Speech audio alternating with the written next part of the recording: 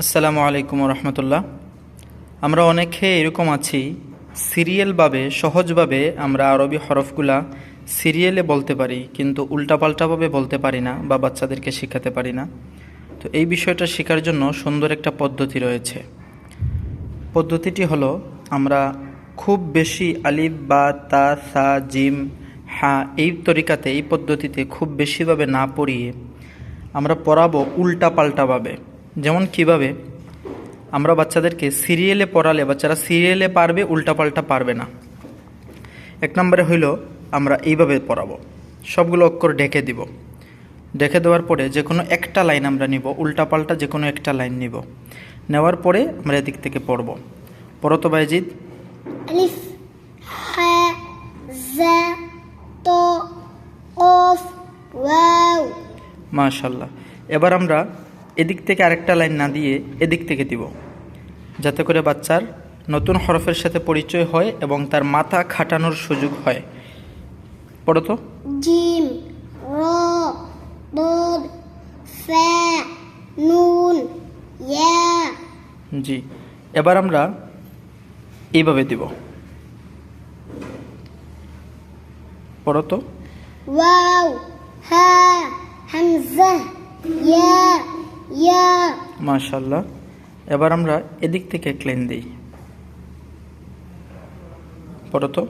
বা খ সিন র কাফ হা। মাশাআল্লাহ। এইভাবে পড়ানোর পরে উল্টাপাল্টাভাবে সবগুলো আমরা পড়াবো।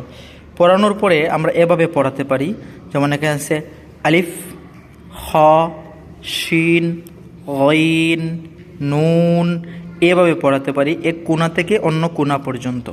বাইজিদ পড়ো তো এই হরফগুলো। জা র লাম ইয়া। মাশাআল্লাহ।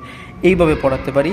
তারপরে আমরা উল্টা পাল্টা ধরাতে পারি, কারণ সিরিয়ালে বেশি পড়ালে এটা কিন্তু পরবর্তীতে বাচ্চার জন্য সমস্যা হবে। এই জন্য উল্টা পাল্টা পড়াতে পারি। যেমন এইভাবে ইয়া থেকে আমরা পড়াবো আলিফ পর্যন্ত উল্টা। বাইজিদ পড়ো তো। ইয়া ইয়া হামজা হা ওয়াও নুন মিম লাম কাফ কফ ফা গইন আইন র ত দদ صاد شين سين زا را غال دال خا حا جيم ثا تا با الف। মাশাআল্লাহ। এবার আমরা একটা জিনিস করব, সেটা হলো নক্তা। কারণ পরের পৃষ্ঠাগুলোতে যখন আমরা ভাঙ্গা হরফগুলা পাবো, হরফের অর্ধেক পাবো, সংযুক্ত অক্ষর চেনার জন্য বড় হোক বা ছোট হোক, যে বা যারাই কায়দা পড়তে চায়, কোরআন পড়তে চায়, সংযুক্ত অক্ষরগুলো চিনতে হবে।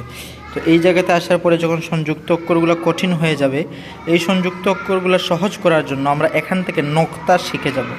কোন হরফে নক্তা আছে, কোন হরফে নক্তা নেই, এগুলা। যেমনভাবে বাংলাতে আমরা বতে কোনো বিন্দু নেই, তো বর নিচে যদি আমরা বিন্দু দিই সেটা হয়ে যায় র, ডর নিচে আমরা বিন্দু দিলে সেটা হয়ে যায় ড বিন্দু ড। এরকমভাবে কোন হরফে আরবিতে বিন্দুকে নক্তা বলা হয়, তো কোন হরফে নক্তা আছে, কোন হরফে নক্তা নাই, সেগুলো আমরা আগে শিখতে হবে বা শেখাতে হবে। যেমন এইভাবে আলিফ খালি, বার নিচে এক নক্তা, এইভাবে। বাইজিদ পড়ো তো নক্তাগুলা।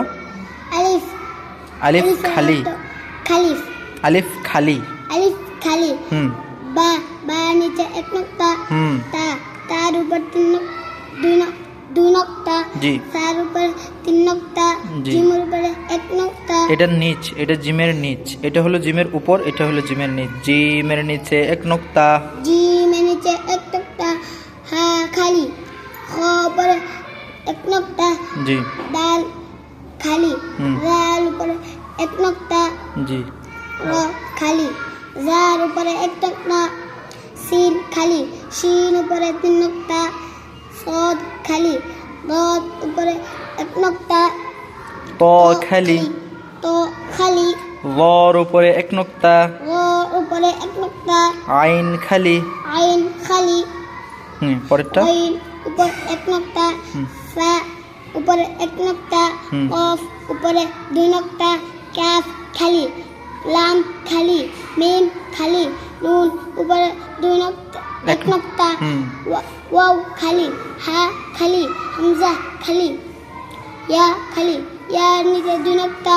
জি, পরবর্তী নক্তার পরবর্তীতে আরও কিছু বিষয় আছে যে বিষয়গুলো আমরা জানতে পারলে এই ভাঙ্গা হরফগুলা, টুকরা হরফগুলা, এগুলো আমরা জানতে পারবো, বুঝতে পারবো। তো এই বিষয়গুলো নিয়ে আমরা পরবর্তী পার্টে আলোচনা করব ইনশাল্লাহ। সেই জন্য আমাদের সাথেই থাকবেন। আর কোনো বিষয়ে যদি আপনারা জানতে চান বা শিখতে চান, অবশ্যই আমাদেরকে যে বিষয়ে সমস্যা হচ্ছে সে বিষয়ে কমেন্টে জানাবেন, ইনশাল্লাহ আমরা উত্তর দেওয়ার চেষ্টা করব। আসসালামু আলাইকুম রহমতুল্লাহ।